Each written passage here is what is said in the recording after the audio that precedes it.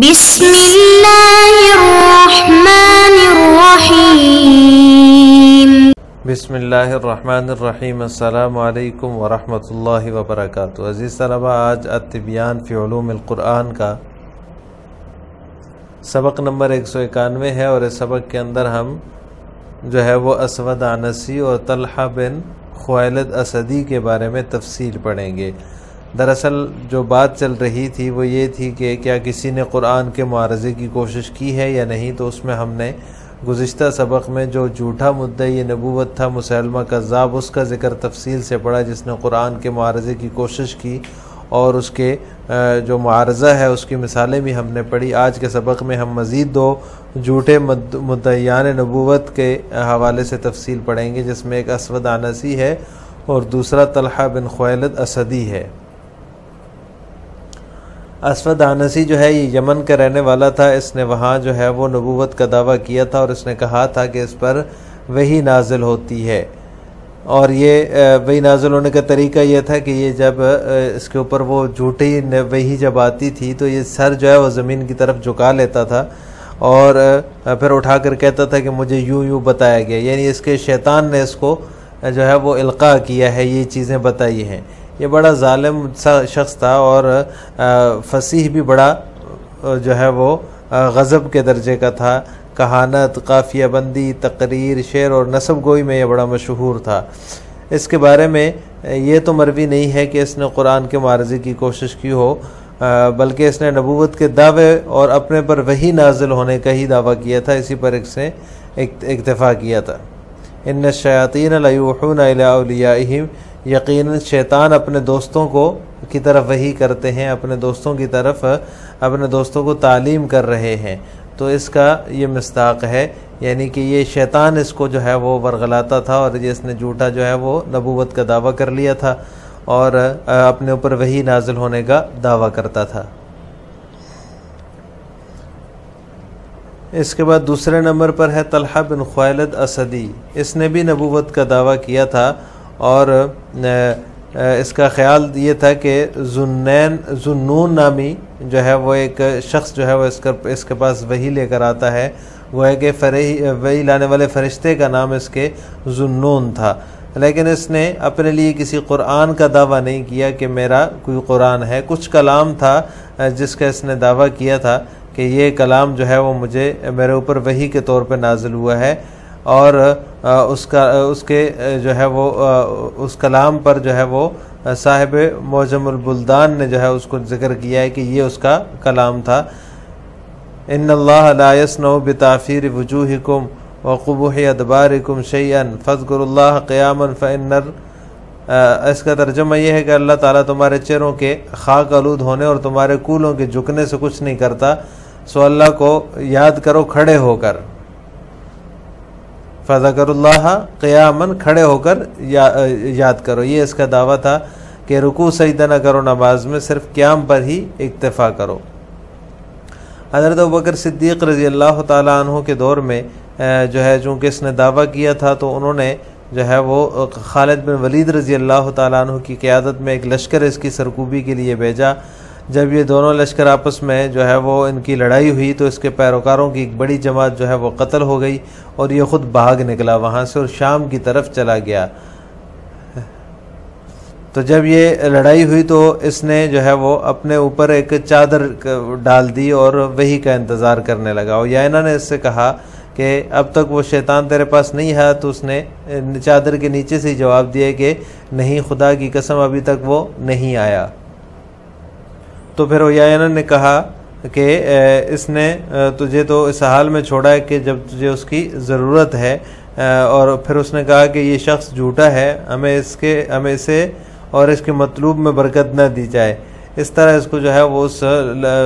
خالد بن ولید رضی اللہ تعالیٰ عنہ کے لشکر کے مقابلے میں شکست ہوئی، اور یہ پھر شام کی طرف بھاگ گیا، لیکن بعد میں جو ہے وہ یہ مسلمان ہو گیا تھا۔ یہ کہا جاتا ہے کہ وہ ایمان لے آیا تھا، اور اس نے جنگ قادسیہ کے اندر بڑا کردار ادا کیا تھا، اس میں یہ شریک ہوا تھا۔ تو یہ دوسرا جھوٹا مدعی نبوت تھا جس نے اپنے لیے کچھ کلام کے نازل ہونے کا دعویٰ کیا تھا، البتہ قرآن کے نازل ہونے کا دعویٰ نہیں کیا تھا، جس میں ایک مثال یہ ہے کہ اس نے کہا کہ تمہارے چہرے خاک آلود ہونے سے اور تمہارے کولوں کے جھکنے سے اللہ کو کچھ حاصل نہیں ہوتا، لہٰذا کھڑے ہو کر ہی نماز پڑھا کرو، رکوع سجدہ نہ کیا کرو، صرف قیام پر ہی اکتفا کیا کرو۔ تو یہ جو ہے اس کے ایک کلام کی مثال ہے جو جس کا اس نے دعویٰ کیا کہ یہ میرے اوپر وحی کے صورت میں نازل ہوا ہے۔ ومنهم الاسود العنسی ادعى النبوة في اليمن وكان يزعم ان الوحي ينزل عليه فيخفض رأسه الى الارض ثم يرفعه فيقول قال لي كذا وكذا، يعني شيطانه الذي يوحي اليه، وكان جبارا ولكنه كان فصيحا معروفا بالكهانة والسجع والخطابة والشعر والنسب، ولم يذكر انه حاول المعارضة للقرآن، وانما اكتفى بدعوى النبوة وبنزول الوحي عليه، وان الشياطين ليوحون الى اولیائهم۔ انہی میں سے اسود عنسی بھی ہے نبوت کے دعوے داروں میں سے۔ یمن میں اس نے نبوت کا دعویٰ کیا اور اس نے یہ کہا کہ اس پر وحی نازل ہوتی ہے، چنانچہ وہ اپنے سر کو زمین کی طرف جھکا دیتا، پھر اسے اوپر اٹھاتا اور کہتا کہ مجھے یوں کہا گیا ہے، یعنی اس کے شیطان نے جو کہ اس کی جانب القاء کرتا ہے یہ کہا ہے۔ وہ بڑا ظالم شخص تھا، لیکن غضب کا فصیح، کہانت، قافیہ بندی، تقریر، شعر اور نسب گوئی میں معروف تھا۔ وَلَمْ يَذْكُرْ أَنَّهُ، اس کے بارے میں یہ ذکر نہیں ہے کہ اس نے قرآن کے معارضے کی کوشش کی ہو، بلکہ اس نے نبوت کے دعوے اور اپنے پر وحی نازل ہونے پر ہی اکتفا کیا۔ وَإِنَّ الشَّيَاطِينَ لَيُوحُونَ إِلَىٰ أَوْلِيَائِهِمْ، اور یقیناً شیاطین اپنے دوستوں کو تعلیم کر رہے ہیں۔ ومنهم طلیحة بن خویلد الاسدی ادعى النبوة وكان يزعم ان ذا النون يأتيه بالوحي ولكنه لم يدعي لنفسه قرآنا لأن قومه كانوا من الفصحاء ولكنهم تابعوه عصبية وطلبا للجاه والشهرة، وقد ذكر صاحب موجم البلدان أن له كلاما كان يزعم أنه نزل عليه بالوحي ولم يظفر من كلامه إلا على هذه مقالت ان اللہ لا يصنع بتعفیر وجوہکم وقبح ادبارکم شیئا فاذکروا اللہ قیاما فان الرغبة فوق السری یرید لا ترکعوا ولا تسجدوا واکتفوا بالصلاة قیاما وبذکر اللہ فی حالة القیام۔ وقد ارسل له ابو بکر رضی اللہ تعالی عنہ جیشا بقیادة خالد بن الولید، فلما التقى الجمعان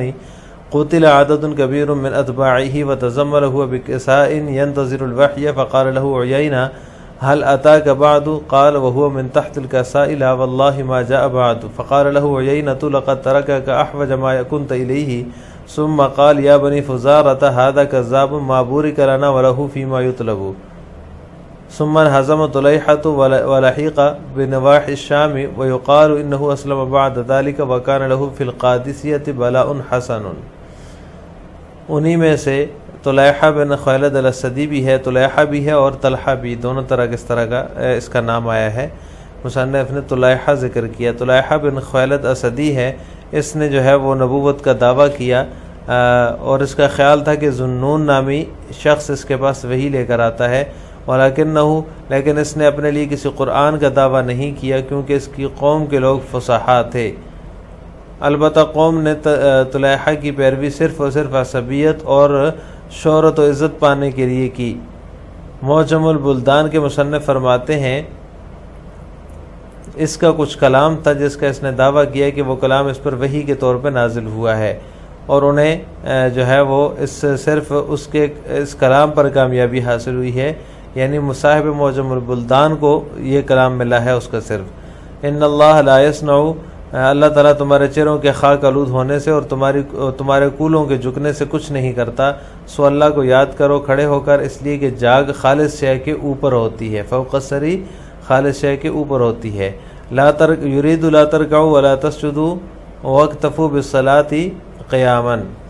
اس کی مراد یہ تھی کہ رکوع سجدہ نہ کرو اور نماز میں صرف قیام پر اکتفا کرو اور صرف حالت قیام میں ذکر اللہ پر قانے رہو۔ حضرت ابوبکر صدیق رضی اللہ تعالیٰ عنہ نے اس کی طرف خالد بن ولید کی قیادت میں ایک لشکر بھیجا، جب دونوں لشکروں کی آپس میں لڑائی ہوئی یا گتھم گتھا ہو گئے، قتل عدد کبیر من اتباعہ، تو اس کے پیروکاروں کی ایک بڑی جماعت جو ہے وہ قتل ہو گئی، جبکہ اس نے اپنے اوپر ایک چادر ڈال دی اور وحی کا انتظار کرنے لگا۔ فقال له عیینہ نے اس سے کہا حل اتاک، کیا اب تک وہ شیطان تیرے پاس نہیں آیا؟ تو اس نے چادر کے نیچے سے ہی کہا لا واللہ ما جاء بعد، ابھی تک وہ نہیں آیا، اللہ کی قسم۔ اس پر عیینہ نے اس سے کہا کہ اگر اس نے تجھے اس حال میں چھوڑا جبکہ تجھے اس کی ضرورت تھی۔ پھر عیینہ نے کہا اے بنی فزارہ یہ شخص جھوٹا ہے، ہمیں اور اس سے اس کے مطلوب میں برکت نہ دی جائے۔ پھر طلیحہ کو شکست ہوئی اور وہ شام کے مضافات کی طرف بھاگ گیا۔ وہ یقال اور کہا جاتا ہے کہ اس کے بعد وہ ایمان لے آیا اور جنگ قادسیہ کے اندر اس کا بہترین کردار رہا۔ لہٰذا آج کے سبق کا خلاصہ یہ ہوا کہ ہم نے 2 جھوٹے مدعیان نبوت اسود عنسی اور طلیحہ بن خویلد اسدی یا طلحہ بن خویلد اسدی کے بارے میں تفصیل پڑھی ہے۔ السلام علیکم ورحمۃ اللہ وبرکاتہ۔